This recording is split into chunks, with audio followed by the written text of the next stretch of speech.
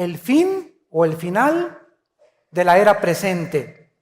El final de la era presente es el tema de esta conferencia. En la carta de segunda de Pedro, capítulo 3, versículo 9 al 13, dice: el Señor no retarda su promesa, según algunos la tienen por tardanza, sino que es paciente para con nosotros, no queriendo que ninguno perezca, sino que todos procedan al arrepentimiento. Pero el día del Señor vendrá como ladrón en la noche, en el cual los cielos pasarán con gran estruendo y los elementos ardiendo. Esta palabra elementos es átomos en el original griego. O sea, las partículas atómicas que se conocen en la materia van a ser deshechas, y la tierra y las obras que en ella hay serán quemadas.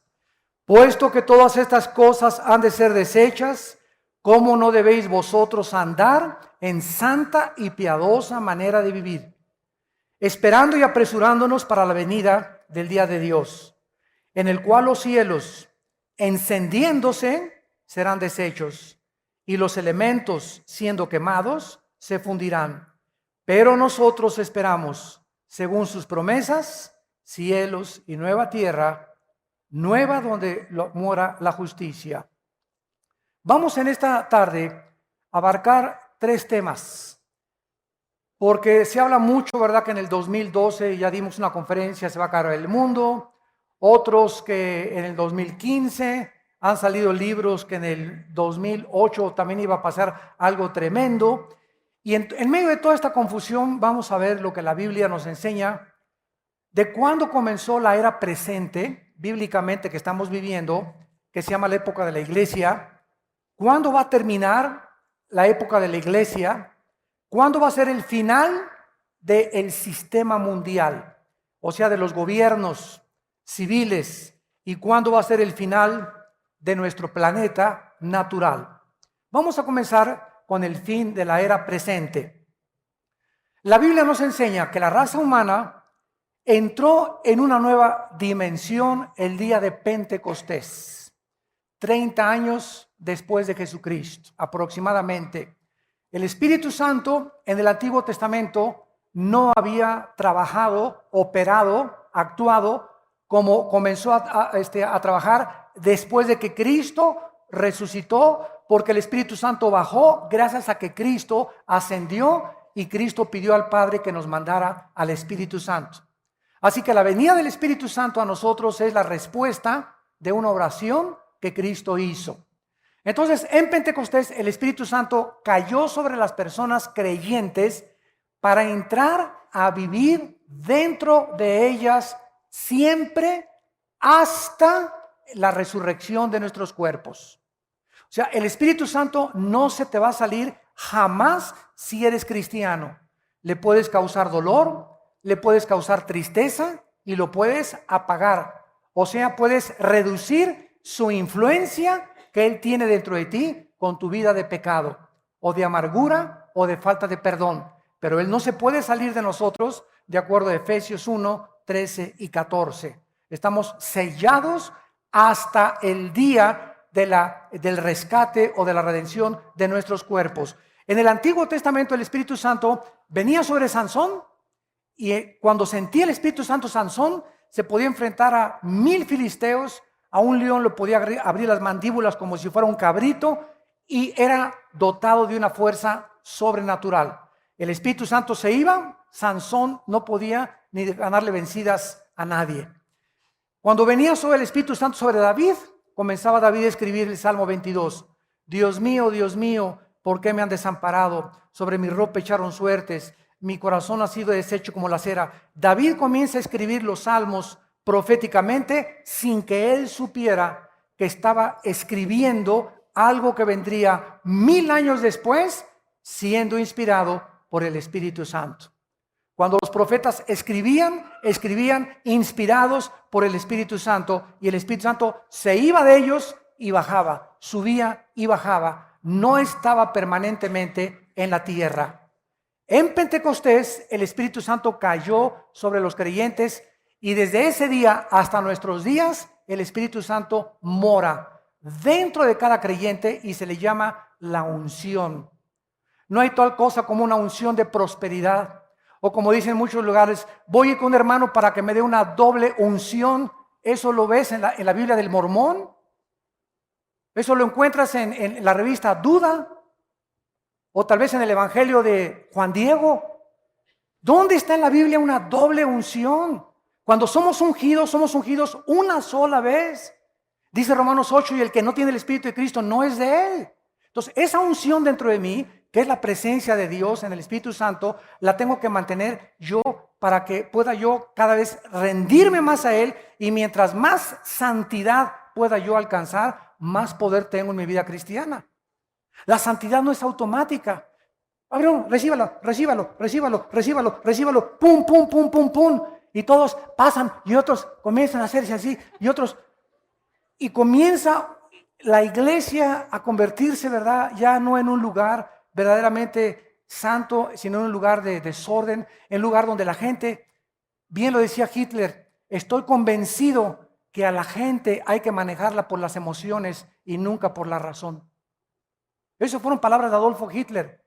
Hitler estaba convencido que cuando ponían a miles de personas en un estadio y todas creían lo mismo, las personas que no creían eran absorbidas por las emociones de los que estaban junto con ellos. Velo en los grupos de rock. Ve un conjunto de rock de los Rolling Stones o de Michael Jackson. ¡Ah! Y si tú no eres fan de Michael Jackson o de ellos, ¿verdad? Te contagia y te absorbe y te jala la misma corriente que está gobernando a todos los que están ahí. No usan la razón, chillándole. Si pudiera Ricky Martin aventarse, lo encuerarían ahí, ¿verdad? O a los cantantes de rock, porque se vuelven locas las mujeres, y hay hombres que también lo hacen, porque ya no hay razón, ya no piensan, sus emociones los controlan totalmente, porque Hitler tenía razón, el hombre es manejado por las emociones y no por la razón. Por eso triunfaron sus conferencias de él, porque metía en una ola de emocionalismo a la gente, que la gente acababa rindiéndose y creyendo que el Tercer Reich conquistaría el mundo entero. Entonces, esto es lo que está pasando en muchas iglesias cristianas, porque el diablo lo sabe. Entonces, cuando caemos en el emocionalismo, las emociones no son malas, no me malentiendan, pero cuando caemos en un emocionalismo antibíblico, es cuando comenzamos a equivocarnos del camino, porque esto no es de Dios. Entonces, esta unción, ¿verdad?, que es el Espíritu Santo, comenzó en el día de Pentecostés. Vayamos a Hechos capítulo 2 y veamos que de acuerdo al apóstol Pedro, los últimos días que tanto se habla, comenzaron desde Pentecostés hasta nuestros días. Repito, los últimos días, la última economía de Dios, la última dispensación de Dios para el mundo ha sido desde hace 2000 años a nuestros días. Estamos viviendo los últimos días. Dice Hechos capítulo 2, versículo 14.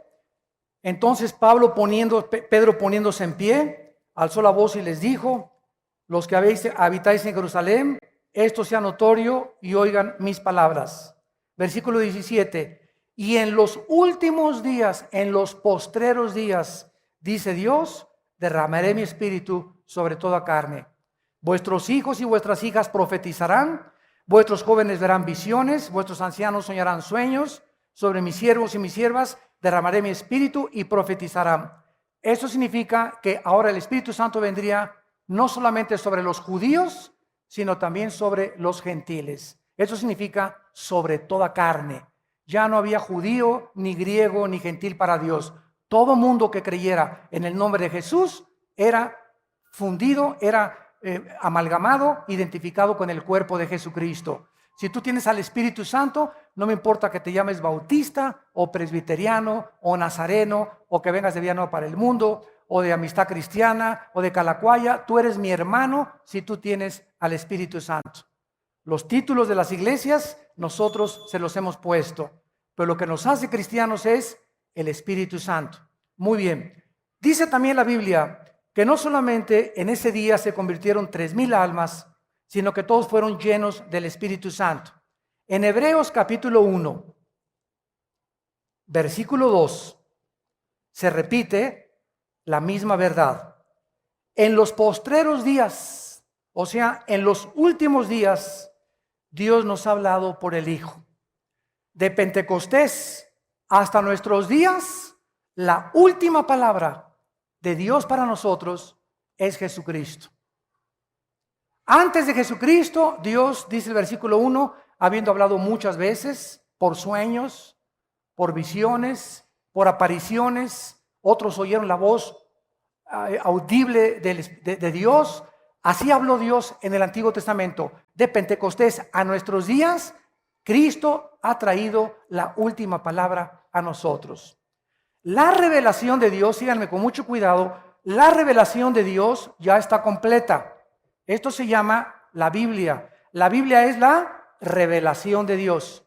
Ya no hay más revelaciones, porque la Biblia está completa. Apocalipsis 22, el que le agregue a esta revelación o el que le quite a esta revelación, dice la Biblia, las maldiciones de este libro vendrán sobre su persona. Ahora nosotros no tenemos revelaciones, tenemos iluminación. Ahora necesitamos ser iluminados para poder entender lo que ya está revelado. Ten cuidado cuando alguien diga, tengo una nueva revelación. O el Espíritu Santo me reveló.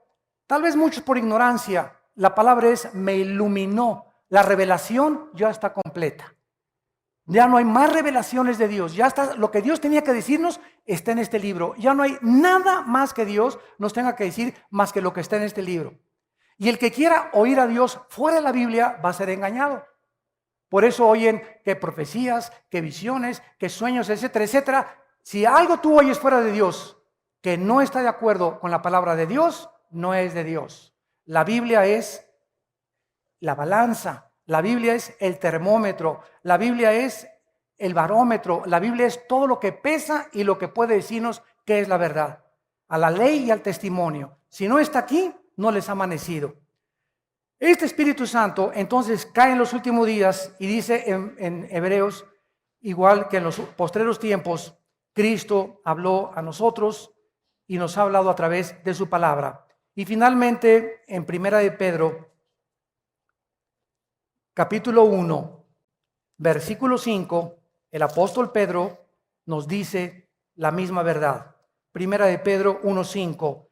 Somos guardados por el poder de Dios para alcanzar la salvación que está preparada para ser manifestada en el tiempo postrero, en lo cual nos alegramos ahora con diversas pruebas, para que, probada nuestra fe, mucho más preciosa que el oro, sea hallada en alabanza, gloria y honra cuando sea manifestado Jesucristo. Versículo 20. Ya destinado desde antes de la fundación del mundo, pero manifestado en los últimos días. Concluimos pues que los últimos días son desde la venida del Espíritu Santo hasta que Cristo regrese. Estamos viviendo en los últimos días que han durado 2000 años.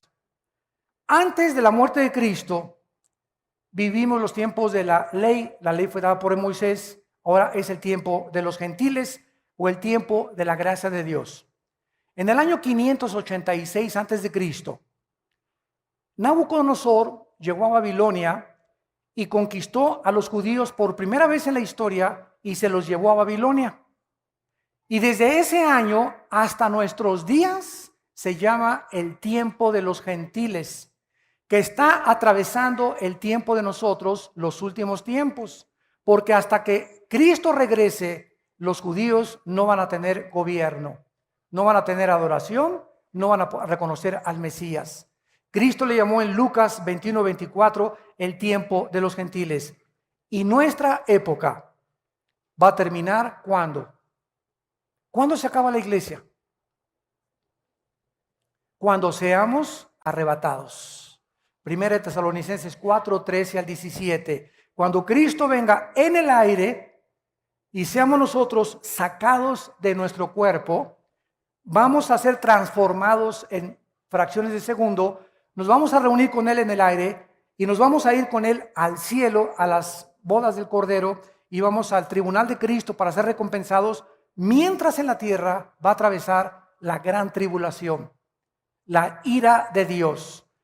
Hasta que la iglesia esté en el mundo, el Espíritu Santo operará como está operando ahorita. Cuando la iglesia sea sacada del mundo, el Espíritu Santo claro que va a seguir en el mundo porque Él es omnipresente, pero va a actuar solamente sobre 144,000 judíos que van a ganar a otras personas también para Cristo o para el Evangelio de Dios, y los que se conviertan en la tribulación van a ser guiados también por el Espíritu de Dios. Pero la iglesia desaparece totalmente en el tiempo de la gran tribulación. Cuando termina la gran tribulación, terminan los sistemas mundiales.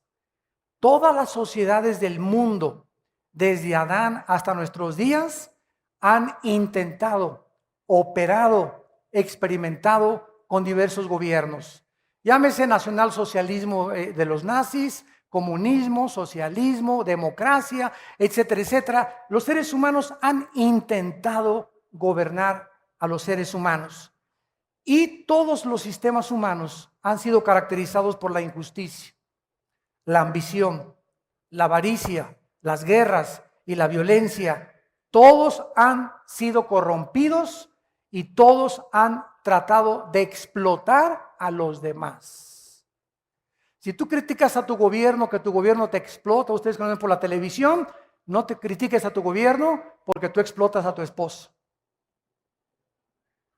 Si tú a tu esposa no le das un día de descanso y no la tratas como una reina, la estás explotando. Si a tu esposa la usas solamente para tener relaciones sexuales, la estás explotando porque es un objeto para ti, para poder satisfacerte y para que te haga los chilaquiles y los huevos con chorizo en la mañana. Si tú estás a tus hijos, no los recompensas y no los ayudas, lo estás explotando. Si tú tienes un negocio y a tus empleados no les das el salario que dice la ley y trabajan 10 horas sin que les pagues tiempo extra, los estás explotando. Esta es la naturaleza humana. Buscamos siempre a los demás para poder enriquecernos nosotros. Y cuando eso sucede es cuando se corrompe la sociedad. Cuando comenzamos a echar a perder absolutamente todo. Dice en Santiago capítulo 4, versículo 1 y 2. Santiago capítulo 4, versículo 1 y 2. Esta verdad.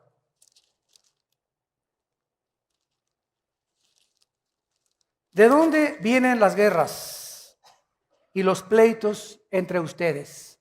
Bueno, unos le echan la culpa a la economía, otros le echan la culpa a la mala educación, otros le echan la culpa al gobierno, etcétera, etcétera, pero el problema somos nosotros. ¿De dónde vienen las guerras y los pleitos en los matrimonios? Padres contra hijos, hijos contra padres, protestantes contra católicos, católicos contra protestantes, árabes contra judíos, judíos contra árabes, negros contra blancos, blancos contra negros, etcétera, etcétera. ¿De dónde viene siempre el mundo? Los conflictos, que dice la Biblia, de nuestras pasiones.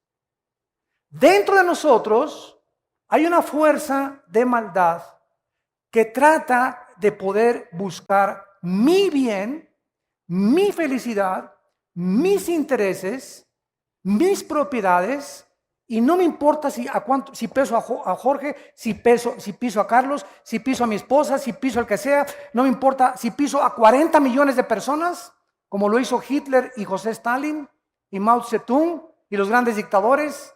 No me importa cuántas personas me llevo de por medio, si al final yo me corono. Y si llego a la cima y si alcanzo lo que mi alma desea. Pero a la gente la voy a usar. ¿Por qué? Porque dentro de nosotros existe esa tendencia de poder vivir para nosotros mismos. Viene Cristo al mundo y nos revela y nos dice: el problema está dentro de ustedes, seres humanos, y se llama ego. Y si no haces morir dentro de ti el ego y no cargas tu cruz y me sigues, no puedes decirte cristiano. Y cuando viene Cristo a nuestra vida, comenzamos a sufrir los cristianos, porque nos damos cuenta que es lo más difícil que hay en la vida, morir a nuestro ego. sufrir injusticias y amar a los que nos persiguen, bendecir a nuestros enemigos y poder ser misericordiosos y compasivos con la gente y no vengarnos por nosotros mismos. Porque va en contra de nuestra naturaleza natural, va en contra de todo lo que ya traemos por dentro. Entonces esto es imposible humanamente. El Espíritu Santo entra en nuestra vida para capacitarnos y poder dotarnos de un poder sobrenatural, porque no nos ha dado Dios un espíritu de cobardía, sino de poder, amor y dominio propio. Por eso, ¿quiénes son los más cobardes? Los borrachos, parranderos y jugadores. Un hombre que no le es fiel a su esposa es el hombre más cobarde que existe, porque para serle fiel a tu esposa necesitas pantalones para poder aguantarte con la que tienes junto. Se necesitan pantalones y bien expuestos. ¿Por qué? Porque cuesta trabajo comenzar a dominar las pasiones, y eso solamente los valientes arrebatan las cosas para el reino de Dios. Qué fácil es inmediatamente, pues ya me voy con otra y con otra, como hace poco confesó el gran golfista internacional Tiger Woods. Lo agarró su esposa como con 15 al angelito. Lo ventanean por todos los periódicos, pero él habló a los medios de comunicación hace como una semana o 2 semanas y me gustó mucho lo que él dijo porque fue muy sincero. Él no era cristiano, pero él dijo lo siguiente: quiero decirle al mundo que yo me creí, por el poder que tenía y el dinero que tenía y la fama que tenía, que yo podía tener lo que yo quisiera y que no tenía por qué conformarme con una. Entonces eso me hizo a mí querer agarrar a otras mujeres, y ahora me he dado cuenta que esas pasiones que me llevaron por mi fama y mi dinero y mi poder destruyeron mi familia y mi matrimonio, que es lo más precioso que Dios me ha dado. El muchacho se metió, no sé con quién, ¿verdad? Dicen unos que ya se hizo cristiano, otros que no, yo no sé, ¿verdad? La verdad, pues la cuestión es que regresó con su esposa, está volviendo otra vez a los campos de golf y está volviendo otra vez quebrantado y entristecido por haber ofendido a Dios. Miren la diferencia entre otra artista de cine que acaba de ganar un Oscar, Sandra Bullock, con la película del negrito que adopta ahí en su casa, que se las recomiendo, la vimos allá en una iglesia cristiana, nos la recomendaron. Es una gran película que acaba con el racismo. Esta muchacha, Sandra Bullock, le dan el Oscar, y saliendo del Oscar de Hollywood le dicen que su esposo se ha andado como con 15. Se casó con un fabricante de motocicletas que se llama, bueno, me recibo el nombre. Entrevistan a este hombre y le preguntan que por qué adulteró con Sandra Bullock. ¿Saben lo que contestó? Porque pues yo soy adicto al sexo y ella estaba muy ocupada en los estudios y no tenía tiempo para mí. O sea que el angelito cree que el matrimonio es, aquí la tengo que tener noche y día. Se me antoja a las 3 de la tarde, a las 5 y a las 8 me echo el clavado. O sea, se casó con un objeto verdaderamente. Él no sabe, ¿verdad?, que muchas veces vamos a estar separados y qué voy a hacer cuando me separo de mi esposo 1 semana, 2 semanas, 3 semanas, porque soy adicto al sexo, voy a cometer adulterio. Qué cobardía de persona, ¿verdad? La pobre muchacha, esta artista de cine, la tuvieron que internar a un hospital psiquiátrico casi 1 semana, que le dio el patatús de saber nada más que ganó el Oscar y perdió su familia. Pero así es el mundo que estamos nosotros viviendo todos los días. Y otros artistas ya se han descarado completamente, están diciendo, ¿verdad? Yo soy homosexual, ¿y quién? ¿Y qué? ¿Verdad? Diciéndole al mundo, ¿verdad? Quiero decirles, ¿verdad?, que esto es natural, esto es normal, y todos como es, representa un ícono de todo lo que es la fama y el poder, todos, ¿verdad?, los que lo siguen, pues si él es, entonces no tengo por qué avergonzarme yo también. Y el problema está que el diablo quiere que lo acabemos aceptando como normal. Que la sociedad, al ver pues ese artista y ese desfile y esta persona y este comentarista y este político, y comenzamos a vernos rodeados de gente rara, la gente lo acepte como normal y crean que es normal ya también los matrimonios gays, cuando a los ojos de Dios es una abominación y los homosexuales no heredarán el reino de Dios. Dios ama a los homosexuales que me están oyendo, y a las lesbianas las ama Dios. Pero Dios te dice que te arrepientas porque es antinatural. Para que tú puedas vivir una vida natural, tienes que vivir de acuerdo a las leyes de Dios. Pero el mundo lo está aceptando como normal. Y de eso se trata, que lo aceptemos como normal, para que creamos que es normal y podamos saber que es un estilo de vida en lugar de llamarle pecado. Al crimen ya no es asesinato, es eliminación por causa del Estado. El robo ya no es robo, es expropiación. Y comenzamos a cambiarle el nombre y barnizar el pecado más bonito, con otro vestido, para que lo podamos aceptar. Es el engaño hacia donde el mundo se está dirigiendo. Dice aquí en Santiago 4 que las pasiones combaten dentro de nosotros, codician y no tienen, matan y arden de envidia, no pueden alcanzar, combaten y luchan, pero no tienen lo que desean porque no piden, y cuando piden no reciben porque piden mal para gastar en vuestros deleites. Yo regularmente, cuando tengo tiempo, casi siempre acabando el servicio me voy al aeropuerto. Discúlpenme muchas veces que no tengo tiempo para ministrar. En el primer servicio sí ministro a mucha gente, pero mucha gente que viene conmigo a saludarme, a ministrarme, llegan y me dicen: hermano, ¿me echa la bendición? ¿Cuántos años tienes, hermana, en Cristo? Pues ya tengo como 15 años. ¿Cómo que écheme la bendición? ¿No quiere que también le eche agua bendita, le digo? O hermano, fíjese que con un rollo le digo: hermano, ahorita estoy saludando a la gente. Si quiere usted consejería, no se la puedo dar en un minuto.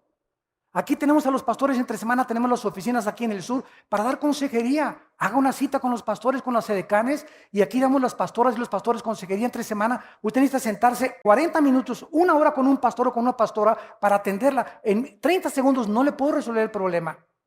Y por eso te dicen: échame la bendición para que me vaya bien. Eso es paganismo, ¿verdad? Eso es superstición. Es como cuando metes un gol, se persignan, ¿verdad? Bueno, ¿por qué lo hacen? Por ignorancia nada más. Es una crítica constructiva porque no saben que al hacer esto, ¿verdad? Ellos están diciéndole: gracias, Señor. Bueno, por lo menos gracias a Dios, ¿no? Y al salir de la cancha también la persinada, diciendo: que me vaya bien, ¿verdad, Señor? No me importa si engaño a mi esposo, no me importa si soy adúltero, no me importa si estoy robando, pero échame la bendición, Señor. Ese es el mundo que vivimos de ignorancia. Dice en 1 Timoteo 6:10, raíz de todos los males es el amor al dinero. ¿Qué corrupción hay ahorita en la iglesia? El amor al dinero. Los ministerios están mandando esta clase de sobres que les enseñé, pidiendo dinero con una unción de prosperidad. Imagínense nada más. Me mandas un sobre, oro por ti, y en un año no tienes pérdidas en tu negocio. O sea, una fe inmediata, un camino inmediato a la santificación. O sea, milagros a la marucha. Winston Churchill dijo estas palabras: la democracia es la peor forma del gobierno humano, con la excepción de otras formas de gobierno que han sido experimentadas de vez en cuando. A ver si le entendieron. Churchill dijo: la democracia es la peor forma de gobierno humano, con la excepción de otras formas de gobierno que han sido experimentadas o tratadas de vez en cuando. En otras palabras, dentro de los gobiernos, lo mejor es la democracia. Pero ¿tú sabes lo que es la democracia? Que se está tratando de imponer en el mundo entero porque es la única forma de gobierno que evita dictaduras. Es la única razón por la cual se apela a la democracia. Pero ¿sabes qué es la democracia? El gobierno del pueblo. Demos, pueblo, kratos, poder o gobierno. Democracia significa que el pueblo gobierna, no yo el presidente. Ustedes gobiernan. Y si a ustedes les gusta la homosexualidad, nosotros la legislamos. Si ustedes van a favor de que se hace un censo, que se legalicen las drogas, los legisladores legislamos porque el pueblo, hay que darle lo que el pueblo quiere. ¿Ustedes creen que eso es gobierno? Imagínense las iglesias, que haya democracia en las iglesias. Pues votamos que ese pastor no nos gusta. Sáquenlo. O nos aburre. O que hay iglesias, yo conozco, que votan para ver qué pastor ponen. Se llaman nicolaitas. Iglesias gobernadas por el pueblo y no por un grupo de líderes. Y en la iglesia no hay democracia, hay teocracia. Es el gobierno de Dios. Las iglesias donde 2 o 3 familias, porque pusieron el techo, y la familia Pérez puso la pintura, y la familia Díaz le regaló al pastor el terreno, Entonces, ahí se sienta la familia Díaz y el pastor habla contra el adulterio. A ver, venga para acá, don Filemón. A mí no me gusta hoy que predicó, ¿verdad? Bájele 3 rayitas, ¿eh? Acuérdense que yo le di el terreno, ¿verdad? Créanmelo, que está pasando en muchas iglesias, donde familias gobiernan al pastor por los diezmos. Y cuando un pastor, por miedo a correr a don Pancho Pistolas, por adúltero y por todo lo que está haciendo, porque se van los diezmos, porque él es el que más dinero tiene, y el pastor comienza a dudar de sacarlo de la iglesia, hasta que no se arrepienta por medio de los diezmos, el pastor ha prostituido su ministerio. Inmediatamente el Espíritu Santo entre ese pastor se oprime, se comienza a apagar, porque ese pastor está considerando la opinión de los demás y los beneficios externos que lo que dice la palabra de Dios. Si nosotros fuéramos guiados por la opinión de la gente, seríamos entonces manipulados por la gente y no por el Espíritu Santo. Yo les digo a mis pastores, cuando tomemos una decisión, ustedes saben que aquí de esta iglesia corrimos a un pastor por adúltero. 1 año y medio con prostitutas. 1 año y medio con prostitutas. Y cuando lo supe, ¿verdad? Les digo a los pastores, las normas de los líderes son muy grandes. Y hay que sacarlo de en medio hasta que se arrepienta. Y creo que hasta este momento no se ha arrepentido porque después nos vino a demandar a nosotros. Para que ahora lo que él gastó con las prostitutas, nosotros lo paguemos. Sus tarjetas de crédito y todas las deudas que él tiene y a la ruina donde llevó a su familia, quiere que nosotros lo paguemos ahora. Pero cuando nosotros no hacemos eso, a nosotros Dios nos juzga. Pero hay mucha gente, falta misericordia, ¿no? Hay misericordia. Nosotros le dijimos a este hombre, si tú en 1 año te rehabilitas, vamos a ayudar a tu esposa y a tus hijos, pero si tú te levantas, te reinstalamos el ministerio. Pero demuestra que estás arrepentido. A los 5 días que lo exhortamos, nos fue a demandar. A mí me demandó penalmente, como una venganza personal. O sea, lo creemos sinceramente que ni siquiera tenga a Cristo en su corazón. Miles de pastores que están infiltrados, no solamente con nosotros, en otras iglesias. Y tenemos que ser honestos con ustedes. No permitimos nosotros en nuestro liderazgo la falta de santidad.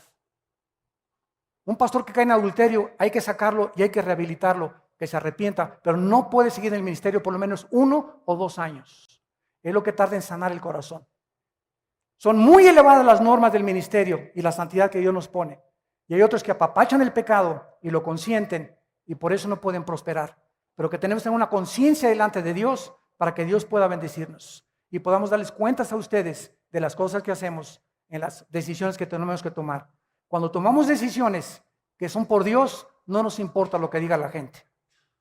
Mientras sepamos que es Dios y la Biblia la que nos apoyan, no tengamos los líderes temor de las opiniones de la gente, porque siempre habrá gente que hable mal de nosotros, que nos juzgue, que nos malinterprete, que nos critique, pero nosotros sabemos que este libro es nuestra guía y tenemos la conciencia limpia delante de Dios.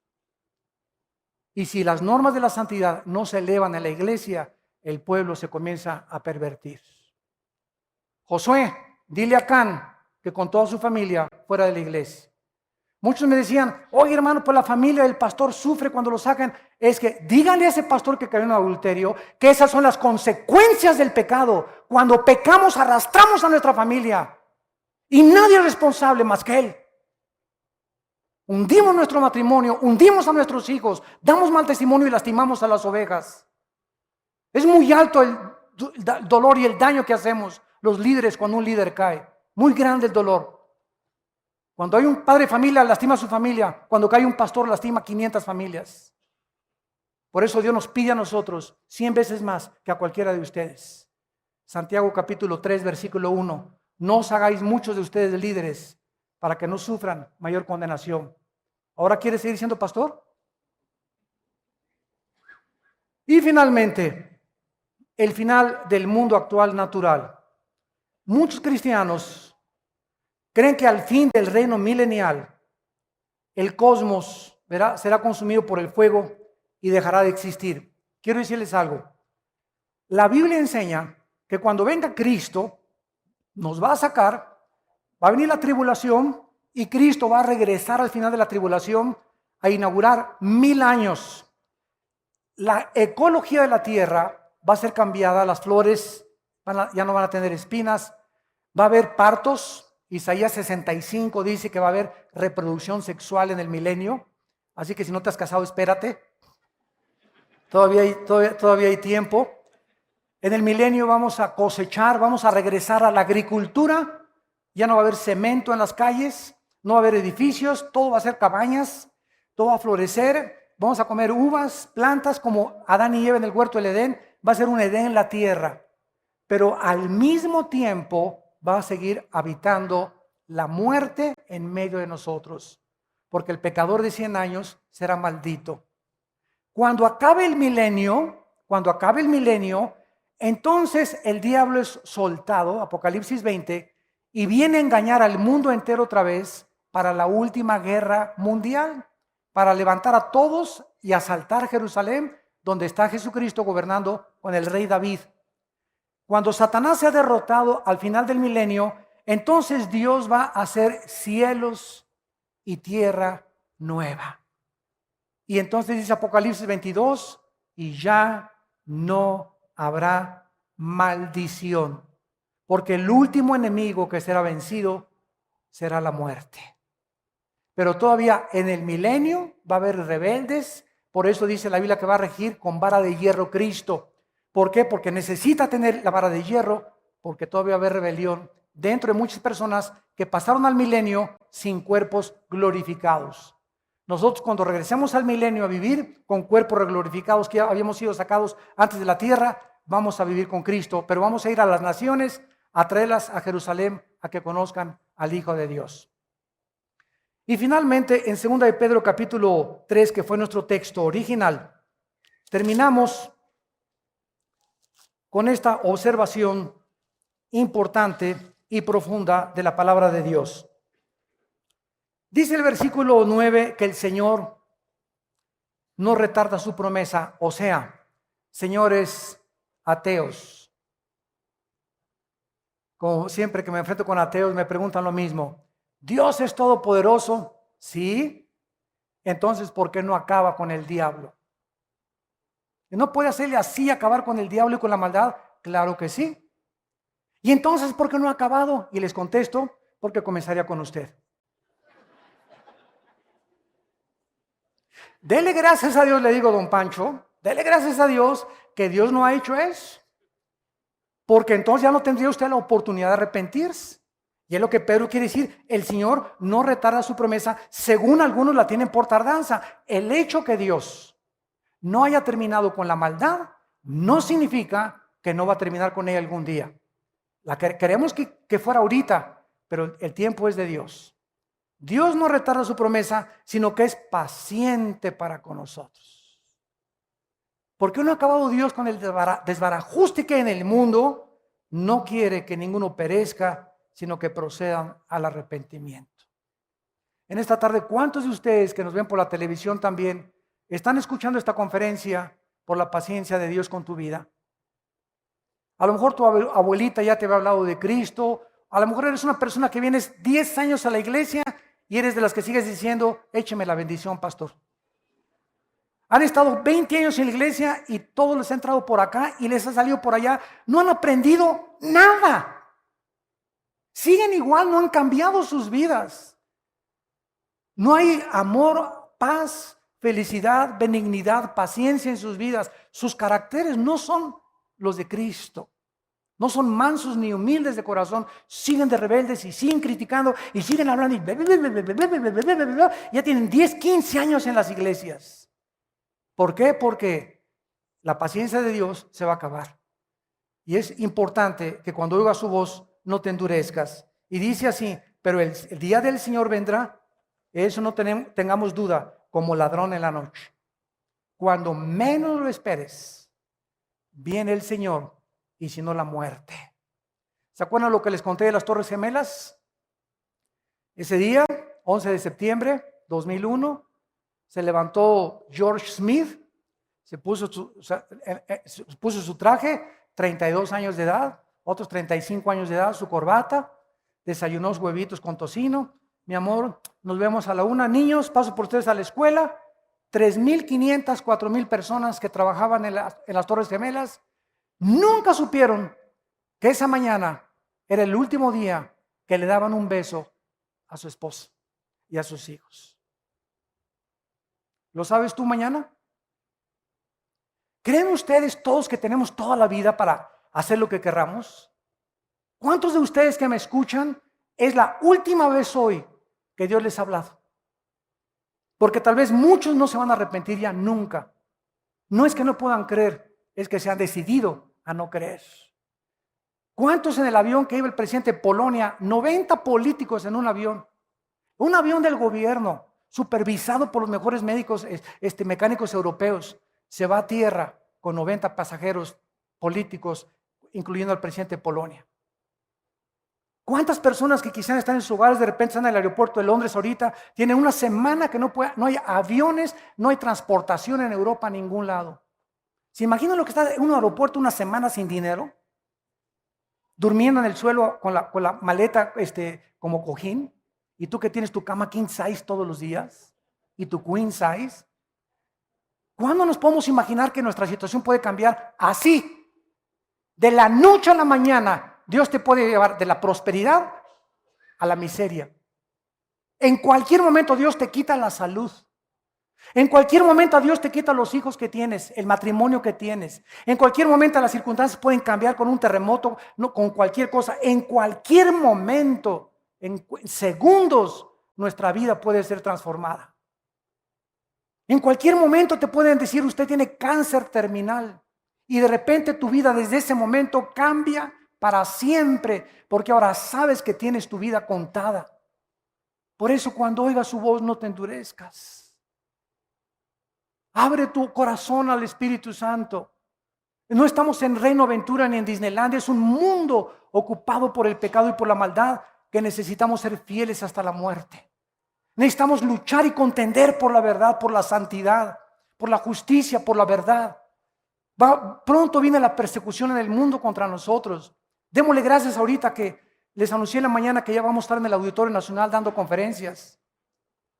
Y el gobierno nos ha abierto las puertas para aquí, estar en el Auditorio Nacional, en el Estadio Azteca. Ya se nos abrieron las puertas. El gobierno está dando cuenta que nosotros, después de 32 años de ministerio, pueden confiar en nosotros.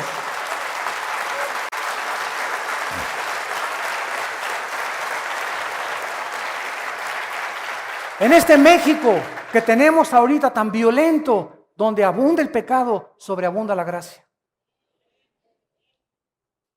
Mientras más maldad vemos alrededor, Dios nos da más gracia para poder resistir. Por eso es tiempo de vivir pegados a este santo libro, ¿verdad? Día y noche, guardarlo, memorizarlo, meditarlo, reflexionarlo, leerlo, estudiarlo, investigarlo. Este libro de verdad que contiene la fuerza necesaria para sostenernos y llegar al final sin tener en qué avergonzarnos. Dice 2 de Pedro, el Señor no retarda su promesa, ha sido paciente contigo, conmigo y con todos los seres humanos, pero ya viene el día como ladrón. Cuando menos lo pensemos, el Señor viene y el mundo será hundido. Si ahorita crees que está sufriendo el mundo, no te imaginas en la gran tribulación. Puesto que todas estas cosas han de ser deshechas, considerando que si no viene Cristo mañana, tú puedes morir mañana, o yo puedo morir mañana, o tú la semana que entra, considerando que tenemos todos que morir, ¿cómo no debemos andar en santa y piadosa manera de vivir? Que te levantes cada mañana y digas, Señor, yo no sé si este es el último día, pero te alabo y te adoro. Dame oportunidad de hablar de ti. Señor, límpiame. Padre Santo, se me está acabando el amor por mi esposa. Dame amor por mi esposa, Padre, porque yo tengo que, es una responsabilidad. Mis emociones las voy a crucificar. Yo voy a amarla y voy a hacer lo posible por que tú me des ese amor sobrenatural, o por mi esposo, o por mis hijos, etcétera, etcétera. Aléjame de la pornografía, Señor. Quítame esas amistades. Si no nos sinceramos delante de Dios y no le contamos a Dios lo que somos porque Él lo sabe, de todas maneras, Dios no te puede ayudar. No vengas con el pastor, écheme la bendición. Yo no soy Dios. Yo te puedo decir, hermana, mire, lea esto es lo que dice, pero el que te cambia es Dios. Los pastores no somos dioses. Yo no cambio, ningún pastor puede cambiar tu vida. Ni el papa, ni el arzobispo, ni el monseñor, ni el pastor, ni pare de sufrir, ni nadie. Nosotros podemos decirte solamente cuál es el camino. El que te cambia es Dios. Tu problema en tu matrimonio es Dios el que lo va a arreglar. Tu vida la va a cambiar Dios. Tus hijos los va a cambiar Dios, no nosotros. Maldito el que confía en el hombre, dice Jeremías 17. No confíes en que yo voy a cambiar tu vida y tu matrimonio porque échame la bendición, ore por mí, hermano. Lo voy a hacer, pero el que va a encargarse de tu vida es Dios. Levanta antes los ojos al cielo de venir conmigo con un pastor y pídeselo a Dios antes. Y llórale a Dios, no le llores al pastor, llórale a Dios. Derrama tu alma delante de Dios, no dice delante de los pastores. Para que tú puedas entender que tu relación es con Dios. No solamente les decimos, esta es la Biblia, esto dice Dios, este es el camino. Pero ¿quién va a cambiar tu vida? Dios. Esperando y apresurándonos para la venida del día de Dios, en el cual los cielos encendiéndose serán deshechos, los elementos siendo quemados se fundirán. ¿Cómo terminará? La tierra, la creación original, terminó con un diluvio. Después vino la recreación, Génesis 1, del 3 en adelante, y el mundo ecológico terminó con el diluvio de Noé. De Noé a nuestros días, los cielos y la tierra permanecen iguales. La edad del hombre ha disminuido porque la capa de atmósfera que rodeaba la tierra como un invernadero, cuando vino el diluvio, se terminó. El efecto invernadero, y ahora vivimos 70, 80, 90 años, los más robustos. Pero cuando Cristo regrese, todo esto que vemos va a ser terminado. Y mientras Él viene, nosotros debemos de vivir una vida de santidad. Porque sin santidad, nadie verá a Dios. ¿Estás tú preparado para encontrarte con Dios hoy en la noche? ¿Dentro de una hora? ¿Mañana? ¿La semana que entra, que venga por ti tal vez, a través de la muerte? ¿De una embolia, un ataque al corazón? ¿Una bala perdida? Niños que están siendo muertos de 4, 5, 6 años de edad, de 12 años de edad. En Acapulco acaban de matar a un niño chiquito. Fuego cruzado, entre guerra de maleantes. ¿Quién tiene la vida segura? Nadie. Porque estás joven no significa que vas a vivir siempre. Y porque estás viejo no significa que no tienes tiempo de arrepentirte. Vengan a la cruz hoy. Arrepiéntanse de sus pecados. Tomen en serio a Dios. Vivan para Él con todo su corazón. Y dedícale la corta vida que tienes a aquel que dio su vida por ti en una cruz. Oremos. Gracias, Señor, por tu palabra. Gracias, Señor, porque estamos viviendo los últimos días desde que tú viniste al mundo. Y estos últimos días están por terminarse. Cuando veáis todas estas cosas, guerras y rumores de guerras, pestes, terremotos en diferentes lugares, las gentes alarmadas por la expectación del sonido del mar, los tsunamis, señales en los cielos. En 2012 se profetiza o se anuncia científicamente una alineación galáctica, que el Sol emanará radiaciones que dañarán gravemente el planeta Tierra. Señor, todo a nuestro alrededor se está acabando, todo se está desgastando, todo es temporal. Este mundo es pasajero. Tú nos quieres abrir los ojos para que veamos las cosas que no se ven, porque todo lo que vemos se va a acabar. Propiedades, dinero, lujos, vestidos, sexo, placer, todo esto va a terminar. Los cielos y la tierra pasarán, pero el que hace mi voluntad permanecerá para siempre. En esta tarde yo te pido que vengas a Cristo. Ustedes que nos ven por la televisión, entrégale tu vida a Dios en este momento. Hoy es tu oportunidad, no la desperdicies. Tú no tienes comprada tu vida. Dios te ha dado la capacidad de pensar y de entender que esta vida no lo es todo y que solo en Él vas a encontrar esa paz que estás buscando en otras cosas que no son Él. ¿Qué tengo que hacer para recibir a Cristo? Dile estas palabras ahí desde tu lugar. Señor, te pido perdón por mis pecados. porque he comprendido que la paga del pecado es la muerte. Te pido perdón, Señor, porque he entendido que me has llamado a la santidad y que tú no toleras el pecado. El pecado tiene que ser echado fuera para que yo pueda disfrutar de tus bendiciones. Gracias porque en la cruz Cristo tomó mis pecados sobre su vida, sobre su cuerpo, y a los 3 días se levantó de los muertos para prometerme que va a hacer lo mismo con mi vida. Señor Jesucristo, creo que tú eres el Hijo de Dios, el Salvador, el Mesías prometido. Te invito a mi corazón como mi Señor y mi Salvador. Te pido que me des el poder de vivir para ti, en el nombre de Jesús. Amén.